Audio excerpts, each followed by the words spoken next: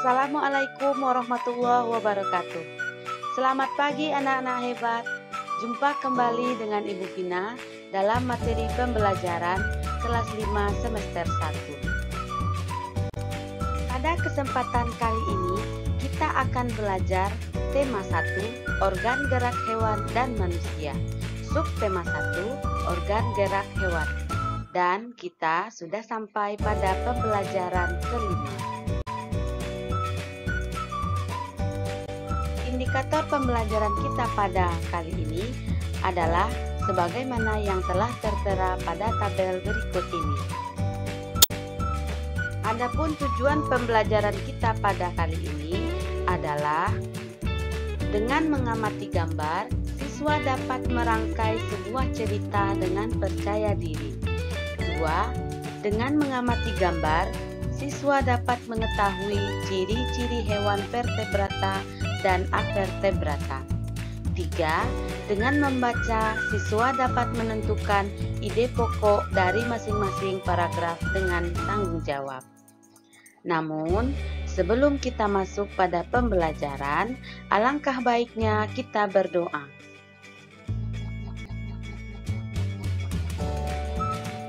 Jika telah selesai berdoa, berarti anak-anak ibu sudah siap untuk melaksanakan pembelajaran.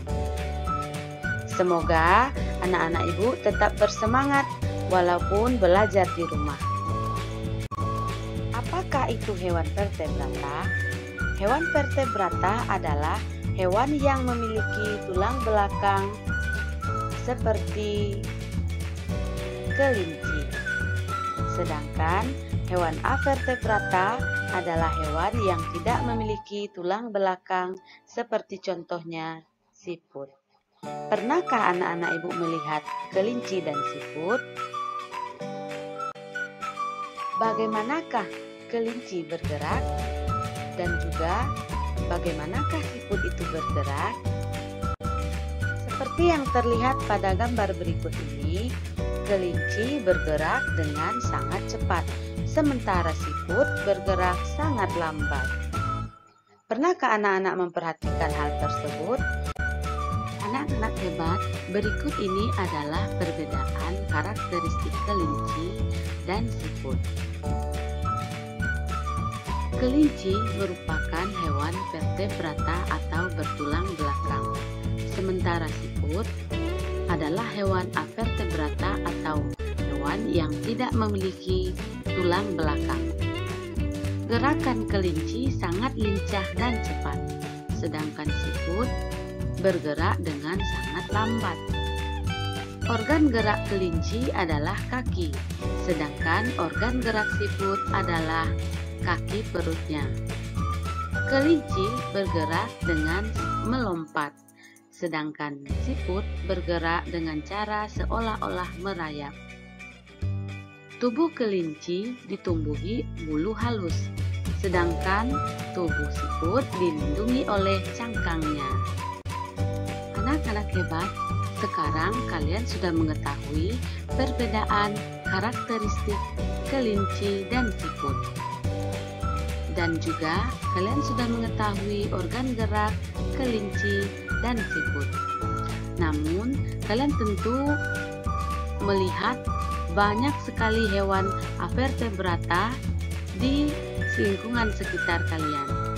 Nah, marilah sekarang kita mencari tahu organ gerak hewan avertebrata lainnya. Anak-anak hebat, sekarang kita akan mengenal organ gerak hewan avertebrata. Di antaranya siput, cacing, ubur-ubur, dan belalang. Yang pertama, siput. Organ gerak pada siput adalah kaki perut yang pipih dan lebar. Kaki perut pada siput berfungsi untuk bergerak dan berpindah tempat. 2. Cacing. Cacing bergerak dengan menggunakan otot perutnya. Fungsinya, otot perut membantu cacing untuk berpindah tempat. Ketiga, ubur-ubur. Organ geraknya adalah tentakel. Fungsinya untuk bergerak dengan cara menarik dan mendorong tentakelnya. Keempat adalah belalang. Organ geraknya adalah sayap dan 3 pasang kaki beruas. Fungsinya untuk bergerak dengan cara terbang dan melompat.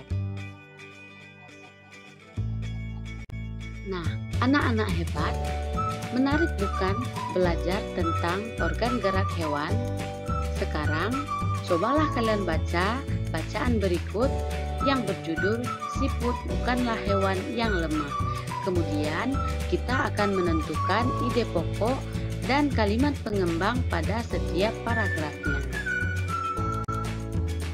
Untuk dapat menentukan ide pokok sebuah paragraf, hal pertama yang harus kita lakukan adalah membaca paragraf tersebut dengan cermat. Kemudian, kita tentukan kalimat utama dari paragraf tersebut. Dari kalimat utama tersebut, maka akan kita dapatkan ide pokok bacaan atau paragraf tersebut. Marilah kita baca paragraf berikut. Paragraf pertama. Siput menurut sebagian orang dianggap sebagai hewan yang lamban dan menjijikkan. Bahkan karena gerakannya yang lamban, tidak jarang orang membanding-bandingkannya dengan kelinci. Siput juga dianggap menjijikkan karena tubuhnya yang penuh lendir. Namun, di balik anggapan-anggapan itu, sebenarnya siput memiliki kelebihan dan keistimewaan. Kelebihan dan keistimewaan siput ini merupakan karunia Tuhan yang tidak dimiliki oleh hewan-hewan lainnya. Apa saja kelebihan dan keistimewaan tersebut? Setelah membaca teks bacaan "Siput bukanlah hewan yang lemah" pada paragraf pertama, maka akan kita dapatkan ide pokok paragrafnya, yaitu siput menurut sebagian orang dianggap sebagai hewan yang lamban dan menjijikkan. Dan kalimat pengembangnya adalah kalimat-kalimat yang berada pada bagian bawah kalimat utamanya. Untuk yang kedua, 3, 4, dan 5, marilah anak-anak ibu mencoba dan menuliskannya pada buku latihannya. Selamat mencoba! Anak-anak hebat, kalian telah menentukan ide pokok dan kalimat pengembang pada setiap paragraf dari cerita Siput bukanlah hewan yang lemah. Cerita tersebut bisa kalian ubah menjadi bentuk yang lebih menarik dengan cara mengubahnya menjadi bentuk gambar cerita. Nah, kali ini kita akan belajar tentang ragam gambar cerita, yaitu bisa berupa realis, karikatur, kartun, dan dekoratif. Ragam gambar cerita. 1. Realis. Realis merupakan gambar yang dibuat seperti keadaan aslinya, baik bentuk, ukuran, dan tata letaknya. Contohnya, seperti lukisan yang berjudul "Kapal Dilanda Badai" karya Raden Saleh berikut ini. Yang kedua adalah karikatur. Karikatur merupakan gambar yang melebih-lebihkan atau mengubah dari objek aslinya. Gambar karikatur menyajikan objek dengan karakter yang lucu dan aneh. Biasanya, gambar karikatur mengandung kritikan dan sindiran. Pernahkah anak-anak melihat gambar karikatur?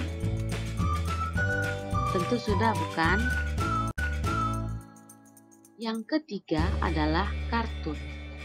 Kartun merupakan gambar yang berfungsi untuk menghibur dan berisikan humor. Gambar kartun dapat berupa tokoh binatang atau manusia. Gambar kartun ini biasanya sering kita temukan dalam bacaan komik. Dan yang keempat adalah dekoratif.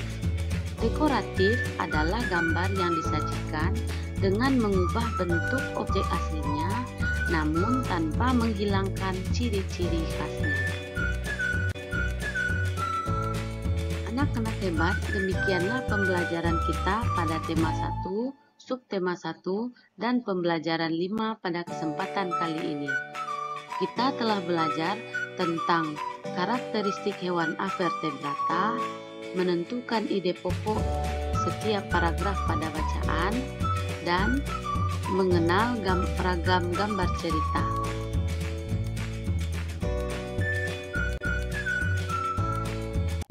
Semoga dengan adanya video ini akan membuat kalian semakin semangat dalam belajar. Dan selamat belajar! Sampai jumpa pada pembelajaran berikutnya.